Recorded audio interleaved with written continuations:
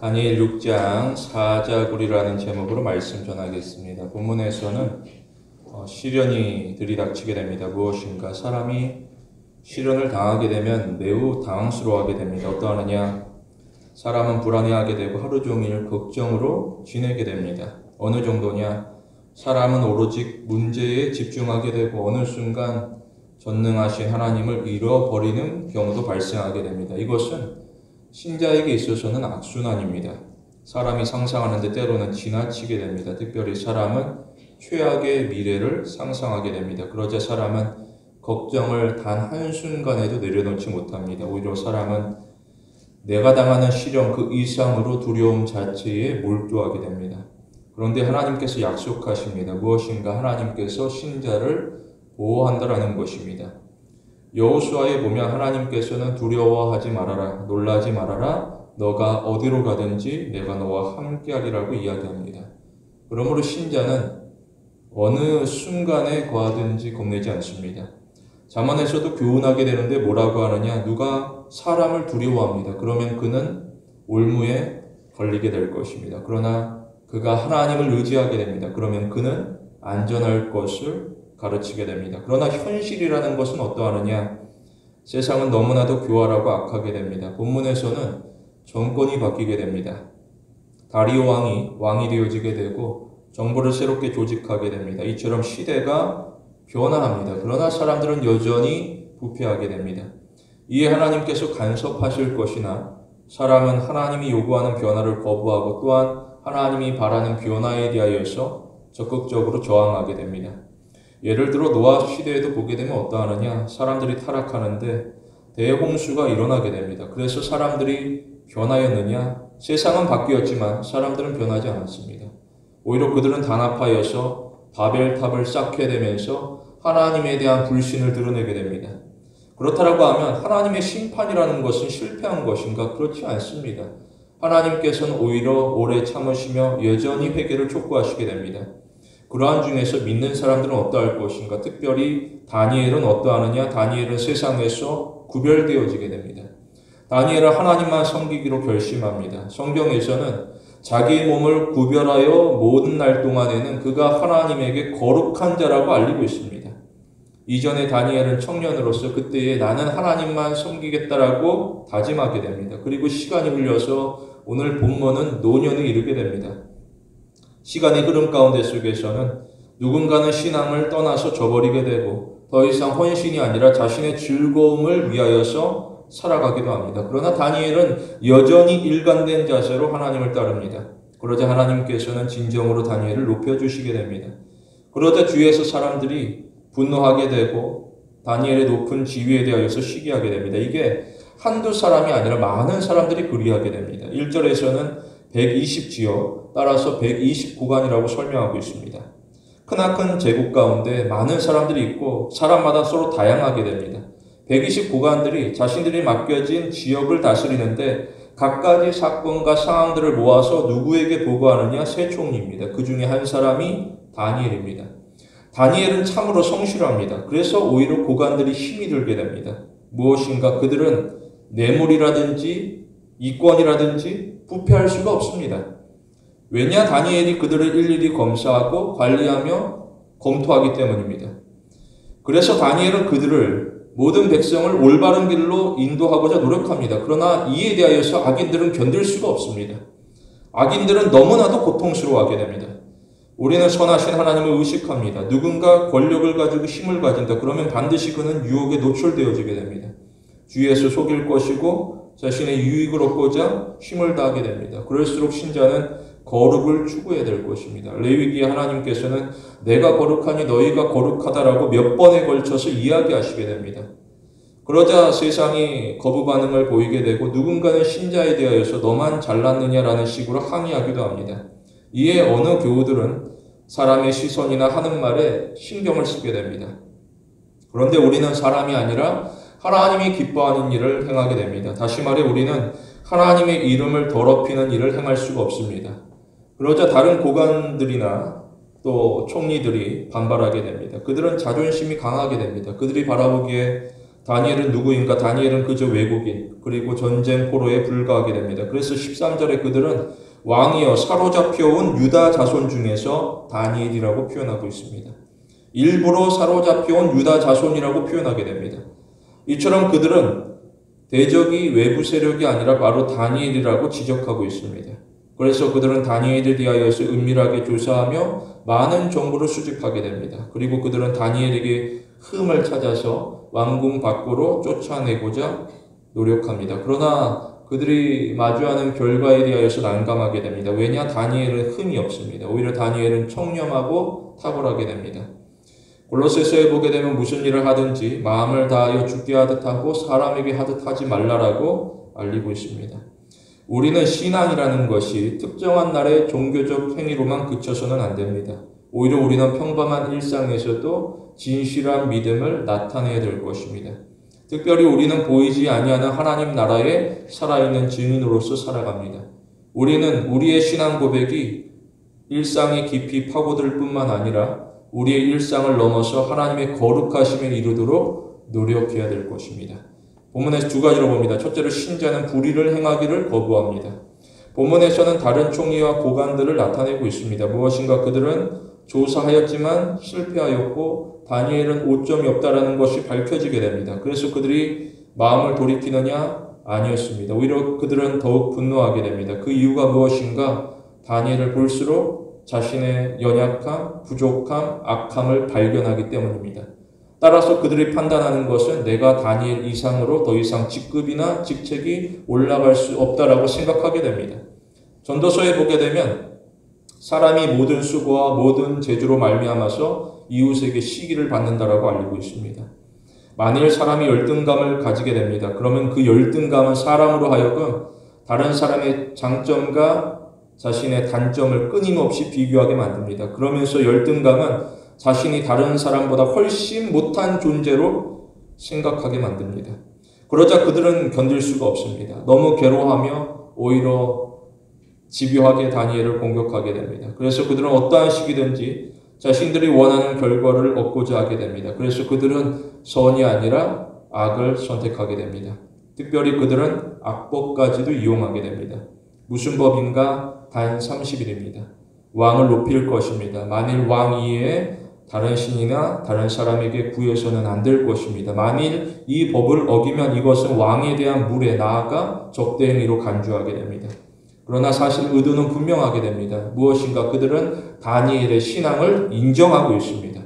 그리고 그들은 다니엘의 신앙을 이용하여서 무너뜨리고자 합니다.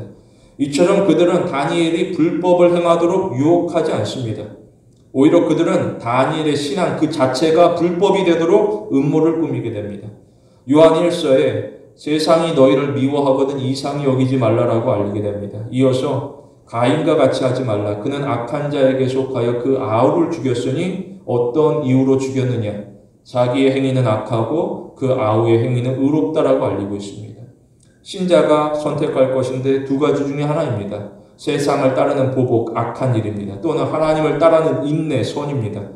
이와 관련하여서 신자는 자신의 본분을 지키게 됩니다. 다시 말하여서 신자는 세상의 방식이 아니라 하나님의 방식을 따르게 됩니다. 이것이 바로 제자의 삶이 되어지게 됩니다. 사도행전에서 베드로가 하는 말은 사람보다 하나님에게 순종하는 것이 마땅하다라고 외치게 됩니다. 이처럼 다니엘은 하나님에게 충성합니다. 그러자 사람들은 다니엘이 어떻게 나오나 구경합니다. 그러면서 다니엘이 무엇을 하든지 속으로 비웃게 됩니다. 이러면 교인은 움츠려 들게 됩니다. 교인이 바라볼 때에 대해서는 이미 기울어지게 됩니다. 그리고 교인이 아무리 노력하고 무엇을 하여도 그들의 증오라는 것은 잠재울 수가 없습니다. 마태복음 14장에 보게 되면 베드로가 물 위를 걷게 됩니다. 베드로가 물 위를 걷게 될 때에 바람을 보게 됩니다. 그러자 베드로가 무서워하며 물 아래로 빠져들게 됩니다. 단 바람에 불과할 뿐입니다. 그러나 사람은 사납게 들리는 바람에도 두려워하게 됩니다. 이처럼 사람은 무리의 속삭임이나 군중의 함성에 영향을 받게 됩니다. 때때로 신자가 신앙으로 말미암아서 혼자로서 살아갑니다. 이러한 위기에 대하여서 어느 누구도 도와줄 수 없게 됩니다. 실제로 다리오 왕이 권력을 가지게 됩니다. 마치 그는 신과 같은 대우를 받게 됩니다. 그러나 다리오 왕 역시도 다니엘을 구해줄 수는 없었습니다. 그는 겨우 거짓 신에 불과하게 됩니다. 이러면 누군가는 좌절하게 되고 또한 세상을 탓하며 하나님을 섬긴다라는 것이 과연 무슨 의미가 있겠느냐, 세상을 떠나서 자신이 아는 동굴로 숨어들고자 하게 됩니다. 그런데 신자는 마음이 무너져서는 안 될 것입니다. 오히려 우리는 하나님이 나의 피난처 되심을 고백합니다. 하나님께서는 고난 가운데 속에서도 신자가 성장하기를 바랍니다. 비록 악인은 의도를 숨기고서 아첨합니다. 그들은 왕의 자부심을 부추기고 왕의 오만함을 자극하게 됩니다. 그래서 그들은 왕이 법에 직접 서명하도록 유도하게 됩니다. 시편에서 악인에 대하여 말하기를 그들의 입에 진실함이 없고 그들의 심중이 심히 악하고 그들의 목구멍은 열린 무덤 같고 그들은 혀로서 아첨한다라고 알리고 있습니다. 다니엘 역시도 그들과 같이 자신이 가진 힘으로써 조작하고 은폐할 수가 있습니다. 그래서 다니엘 역시 상대가 생각하지 못하는 방식으로 역습하고 제압할 수도 있습니다. 그러나 다니엘은 하나님에게 충성함으로 인생 가운데 해답을 얻고자 노력하게 됩니다. 이와 관련하여서 여전히 악인들은 부지런하게 됩니다. 그들은 신속하여서 법이 통과되다 즉시 공포하고 자신의 목적을 이루기까지 쉬지 않은 모습을 보여주고 있습니다. 로마서에 그들의 입에는 저주와 악독이 가득하고 그들의 발은 피를 흘리는 데는 빠르다라고 알리고 있습니다. 이처럼 악인은 변할 생각이 없습니다. 그렇지만 다니엘은 세상이 보기에 비록 느릴지라도 옳은 길을 선택하게 됩니다. 다시 말해 다니엘은 사람들이 어떠하든지 신앙을 사수하고자 힘을 다하게 됩니다. 이처럼 다니엘은 사람이 아니라 하나님 앞에서 비겁하지 않기를 바랍니다. 우리 역시도 하나님 앞에서 비겁하지 않습니다. 오히려 우리는 하나님의 말씀에 비추어서 지혜롭게 판단합니다. 우리가 하나님을 따르게 되면 그러면 하나님께서 우리를 책임지시게 됩니다. 그런데 우리가 하나님을 떠나간다라고 하면 우리는 반드시 책망을 받게 됩니다. 다니엘은 이 세상의 법이 아니라 영원한 하나님 나라의 법을 지키고자 하게 됩니다. 이로써 다니엘이 이 땅에서는 비록 위험에 처할 수 있습니다. 이후로 그가 즉시 제재가 가해지게 되는데 특별히 사자굴에 떨어지게 됩니다. 사자들은 굶주려서 기다리고 됩니다. 따라서 사자는 어느 때보다 포악하게 됩니다. 다니엘은 비명을 지르면서 고통스럽게 목숨을 잃을 수가 있습니다. 이 모든 것이 신앙으로 말미암은 함정입니다. 그런데 신자는 내가 이렇게 순종하였음에도 불구하고 하나님께서는 과연 어디 계시느냐라고 원망하지 않습니다. 오히려 신자는 더욱 간절한 마음으로 하나님을 의지합니다. 대개 사람들은 이 땅에서 세상을 바라보며 하루를 시작합니다. 그러나 우리는 하나님의 약속을 바라보며 하루를 시작하게 됩니다. 따라서 우리는 하루 가운데 어떠한 순간 속에서도 그리스도인으로서의 자존감을 지키게 됩니다. 주목할 것은 하나님께서는 우리를 절대로 실망시키지 않습니다. 오히려 하나님께서는 우리에게 정하신 약속대로 보호하시게 됩니다. 따라서 우리는 용기를 가지게 됩니다. 그리고 우리는 우리의 삶을 하나님에게 온전히 맡기게 됩니다. 시편에서 예배자는 너의 길을 하나님에게 맡기라. 그를 의지하면 그가 이루시리라고 권하고 있습니다. 여기까지 하나님이 인도하셨고 그리고 앞으로도 인도하실 것이다. 예배 가운데 우리가 찬송하게 됩니다. 우리는 하나님의 사랑을 확신하게 됩니다. 그 이유가 무엇인가? 그 이유는 내가 대단해서가 아닙니다. 오히려 하나님께서 나를 선택하실 정도로, 부족한 나를 선택하실 정도로 위대한 분이시기 때문입니다. 우리는 문제 앞에서 빠른 해결책을 구하지 않습니다. 오히려 우리는 문제 앞에서 하나님께서 나에게 무엇을 원하실까 깊이 있는 행동을 이어가게 됩니다. 우리는 신앙 여정이 어렵고 때로는 불편하더라도 그리고 나아가 보상이 없더라도 신실함을 끝까지 유지할 것입니다. 우리가 비록 어려운 문제에 처할지라도 하나님께서 만물을 통치하신다는 사실은 조금도 변하지 않습니다. 우리는 우리의 삶에서 문제가 민물과 썰물처럼 끊임없이 몰아닥쳐도 하나님께서 나의 인도자 되심을 잊지 아니하고 기억하게 됩니다. 둘째로 신자는 하나님 앞에서 의로운 자가 되기를 소원합니다. 본문에서는 대적들이 사납습니다. 그들은 숨죽여서 다니엘을 지켜보았고 또한 기뻐하면서 다니엘을 고발하게 됩니다. 무엇인가? 대적들은 이미 승리를 확신하게 됩니다. 이로써 다니엘은 사자굴에 떨어지게 됩니다. 그러면서 그들은 환호하면서 일부러 왕의 분노를 자극하게 됩니다. 그래서 그들은 다니엘에게 죽음 이상의 모욕을 주고자 노력하게 됩니다. 이처럼 다니엘은 많은 사람들에게 겹겹이 둘러싸여 있습니다. 그럴수록 신자는 한 가지 목적에 집중하게 됩니다. 사람들 가운데 겹겹이 둘러싸여서 무엇할 것인가? 신자는 그들을 향한 분노가 아니라 하나님의 영광을 위하여서 살아가게 됩니다. 이를 위하여서 때로는 신자가 자신의 모든 것을 내려놓게 됩니다. 물론 과감한 결단이 요구되어지게 됩니다. 그렇게 한다라고 해서 다른 사람들이 나의 신앙을 알아주는 것은 아닙니다. 오히려 사람들은 나의 신앙에 대하여서 어리석다라고 손가락질할 수 있습니다. 그러나 신자는 자신을 부인하며 하나님을 따릅니다. 이와 관련하여서 신자는 자신의 힘을 과시하지 않습니다. 오히려 하나님의 전능하심에 의탁할 뿐입니다. 이처럼 다니엘은 충성으로서 많은 사람 앞에서 하나님을 시인하게 됩니다. 마태복음에 누구든지 사람 앞에서 나를 시인하면 나도 하늘에 계신 내 아버지 앞에서 그를 시인할 것이라고 알리고 있습니다. 여호수아 6장에 보게 되면 여리고성 전쟁을 다루고 있습니다. 이스라엘이 그 성을 어떻게 정복하느냐? 이스라엘은 그저 하루 한 번씩 돌게 됩니다. 가나안 거민들이 보게 되는데 매우 이상합니다. 하루가 지나가고 그 다음 날도 동일하게 하루 한 번 돌게 됩니다. 그러자 가나안 거민들은 이스라엘을 무시합니다. 괜히 겁을 먹었구나. 가나안 거민들이 바라볼 때 이스라엘이 신앙으로 말미암은 행동이라 할지라도 매우 어리석은 백성에 불과하다라고 조롱하게 됩니다. 그리고 일곱째 날이 되어서 그날에 이스라엘은 성을 7번 돌고 크게 함성을 지릅니다. 그러자 누구도 예상하지 못한 일이 일어나는데 무엇인가? 여리고성이 와르륵 무너지게 됩니다. 이처럼 세상에서 생각지 못한 일들이 하나님의 말씀 가운데 일어나게 됩니다. 그런데 사람들은 여전히 하나님의 말씀을 외면하고서 자신의 여리고성을 계획하게 됩니다. 그리고 이 여리고성이 나를 든든히 지켜줄 것을 기대하게 됩니다. 그래서 내가 만든 견고한 여리고성이 나를 지켜줄 것인가? 그렇지 않습니다. 말씀의 권세 앞에 사람은 굴복해야 될 것입니다. 사람이 많이 가진다라고 해서 그가 안전한 것인가? 그렇지 않습니다. 오히려 사람이 많이 가지게 되는데 오히려 쉽게 넘어지게 됩니다. 바로 신약에서 부자 청년과도 같습니다. 그는 많은 것을 가졌습니다. 그는 젊은 날에 많은 것을 이루었습니다. 그래서 그가 하나님을 더 잘 섬기느냐? 그런 것이 아니었습니다. 오히려 그는 가진 것으로 말미암아 족쇄에 묶이게 됩니다. 그는 세상에 묶여서 더 이상 예수님을 따라갈 수가 없습니다. 오히려 근심하면서 세상으로 돌아가게 됩니다. 이처럼 누군가 세상에 속하게 되면 그는 세상에 더 많은 관심을 기울이게 됩니다.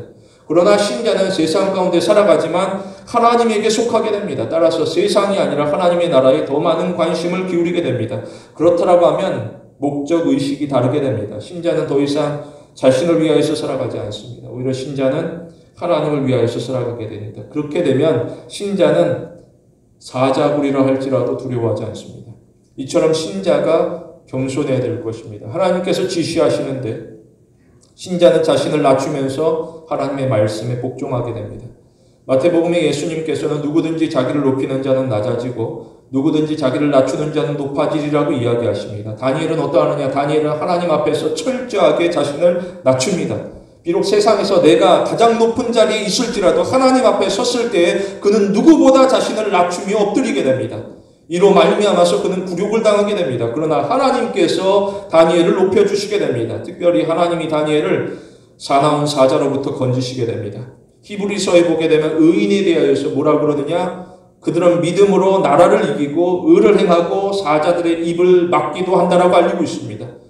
우리는 다른 사람이 가진 것을 보면서 시기하거나 질투하지 않습니다. 오히려 우리는 나에게 주어진 말씀 그리고 나에게 주어진 사명에 대하여서 최선을 다합니다. 그러면 하나님께서 말로 다할 수 없는 은혜를 더하시게 됩니다. 우리는 말씀에 이끌림을 받는 삶을 소망합니다. 후에 대적들은 어떠하느냐? 그들은 하나님 앞에서 여전히 자신을 높입니다. 그러자 그들은 하나님의 진노 아래에 있어 사자굴에 급히 떨어지게 됩니다.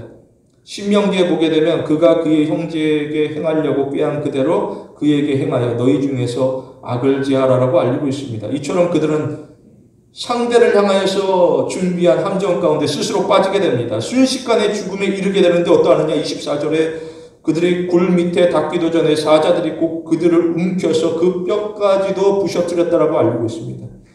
악인의 마지막이라는 것은 참으로 비참합니다. 우리는 전능하신 하나님을 신뢰합니다. 결국에는 하나님께서 갚아주십니다. 잠언에서는 의인은 환난에서 구원을 얻고 악인은 와서 그를 대신한다라고 알고 있습니다. 이어서 함정을 파는 자는 그 함정에 빠질 것이고 돌을 굴리는 자는 도리어 그 돌에 치이리라고 알리고 있습니다. 우리는 갚아주시는 하나님을 의심하지 않습니다. 누군가 하나님을 의심하면 의심으로서만 그치는 것이 아닙니다. 오히려 하나님의 존재에 대하여서 부정하는 경우들이 있습니다. 그래서 야고보서에 의심하는 자는 마치 바람에 밀려 요동하는 바다 물결 같으니 이러한 사람들은 무엇이든지 죽게 얻기를 생각하지 말라라고 알리고 있습니다. 다니엘은 어떠하느냐? 다니엘은 창문을 열고서 기도하는데 하나님께서 나를 도와주실까 의심하면서 기도하는 것이 아닙니다. 오히려 다니엘은 하나님께서 이렇게 어려운 상황에서도 나를 건져주실 것을 확신하며 감사로 기도하게 됩니다. 우리는 걱정 중에 의심이 아니라 오히려 믿음이 더욱 깊어져야 됩니다. 마태복음에 예수님께서는 너희가 만일 믿음이 한 겨자씨만큼만 있으면 이 산을 명하여 여기서 저리로 옮기라 하여도 옮길 것이요 너희가 못할 것이 없으리라라고 이야기하십니다. 주목할 것은 하나님께서는 단 한 번도 변한 적이 없습니다. 오히려 사람들이 수시로 변하게 됩니다. 누군가는 열심히 믿는 듯합니다. 그런데 그가 어느 날 갑자기 믿음을 저버리고서 하나님에게 불만을 쏟아내는 경우들이 수없이 많습니다.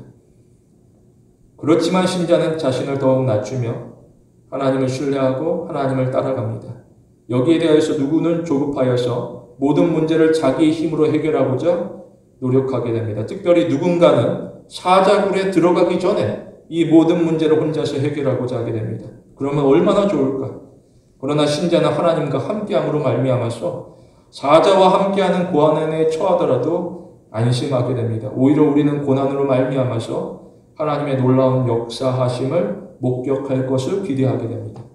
우리는 믿음이 굳건합니다. 다른 무엇이 아니라 믿음이 굳건해야 됩니다. 믿음이라는 것이 무엇인가? 믿음은 단순히 하나님을 아는 지식만이 아닙니다. 오히려 믿음이라는 것은 하나님과의 인격적인 신뢰를 의미하고 있습니다. 신자는 하나님의 자비로운 사랑에 기대어서 믿음을 지킵니다. 내가 이 믿음을 지키겠다 그런 것이 아니라 하나님의 사랑에 전적으로 기대어서 하나님께서 나를 붙드심으로 말미암아 우리의 믿음을 지킬 수 있습니다.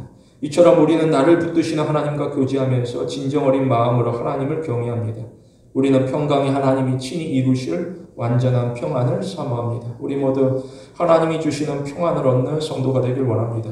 사람이 자기 일에 최선을 다합니다. 이로써 사람은 앞으로 일어날 일을 대비하고 준비하고자 합니다. 그렇다라고 하면 다니엘은 어떠하느냐? 다니엘 역시도 자기 일에 대하여서 최선을 다합니다. 그래서 다리오 왕이 그를 인정하고 그로 하여금 전국을 다스리는 지도자로서 세우고자 계획하게 됩니다. 그러나 사람들이 반대하였고 그 숫자가 적은 수가 아니라 오히려 많은 사람들이 이런저런 이유를 설명하면서 반대하게 됩니다. 그래서 다니엘이 상대를 제압하느냐? 그렇지 않습니다. 오히려 다니엘은 묵묵하게 지금 그에게 주어진 일에 집중할 뿐입니다. 특별히 신앙에 대하여서는 타협하지 않았습니다. 다니엘은 시선이 오로지 하나님을 향하게 됩니다. 남들은 이런 상황에 하나님이 어디 계시느냐라고 반문할 수 있습니다. 그러나 신자라고 하게 되면 믿음으로 나를 긍휼히 여기시는 하나님을 끊임없이 바라봐야 될 것입니다. 우리는 신앙이 순전합니다. 혹 누군가는 다니엘과 관련하여서 의문을 제기하게 됩니다. 무엇인가? 왜 하나님께서는 다니엘을 그 악한 바벨론에서 구출해 주지 않는 것인가? 질문을 제기하게 됩니다. 오히려 다니엘은 시대가 바뀌어도 여전히 신앙에 대하여서 적대적인 이방 땅에서 마치 인질과 같이 갇혀 있습니다. 누구는 다니엘이 높은 자리에 앉아 있어도 부러워하지 않을 것입니다. 어느 변덕스러운 왕에 의하여서 언제든지 내칠 수 있습니다. 오히려 내가 그 자리에 앉는다라고 하게 되면 사람들의 시기로 말미암아서 매일 불안해하고 긴장할 것 같습니다. 이처럼 다니엘은 부러운 삶이 아니라 시기마다 다양한 어려움들을 경험하게 됩니다. 그런데 하나님께서는 본문 속 다니엘과 같이 우리의 모든 문제를 미리 제거해 주지 않았습니다. 오히려 하나님께서는 굳이 사자굴과 같이 내모는 것 같습니다. 사자굴에 이르도록 사자굴까지도 그 전에 구해주시면 얼마나 좋을까 사람들이 이런저런 생각을 하게 됩니다. 그런데 기억할 것은 하나님께서는 우리가 어떠한 문제를 겪더라도 심지어 사자굴에 떨어지더라도 능히 견디고 이겨낼 수 있는 능력을 공급한다라는 것입니다. 따라서 신자는 고난으로 말미암아서 실망하거나 좌절하지 않습니다. 오히려 우리는 성경의 밑줄을 긋습니다. 그리고 우리는 성경의 밑줄을 긋는 그 이상의 일을 행하게 됩니다. 무엇인가? 우리는 하나님의 기록된 약속을 믿고서 그 약속을 따라서 힘써 순종하게 됩니다. 그러면 하나님께서는 우리에게 순종 이상의 상급을 베푸시게 됩니다.